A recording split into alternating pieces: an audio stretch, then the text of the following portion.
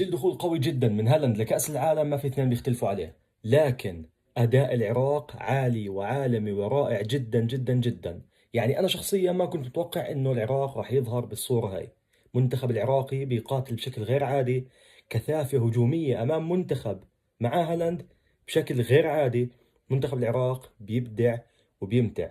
وللأمانة الهدف الثاني يعني زعلنا لأنه خطأ روح كل جهود المنتخب العراقي في الشوط الأول. لكن المنتخب العراقي قاتل لآخر نفس، وبإذن الله بالشوط الثاني المنتخب العراقي بيرجع في المباراة، وبنشاهد عودة للمباراة بسرعة بإذن الله. وبنشاهد هدف ثاني وثالث بتوجه كل جهود المنتخب العراقي في هذه المباراة. أيمن حسين يعني بأداء جميل جدا. المنتخب العراقي بكل عناصره أداء جميل جدا. وبإذن الله عودة عراقية للمباراة. كل التوفيق يا أسود الرافدين، تستحقوا الأفضل لأنكم أنتم الأفضل.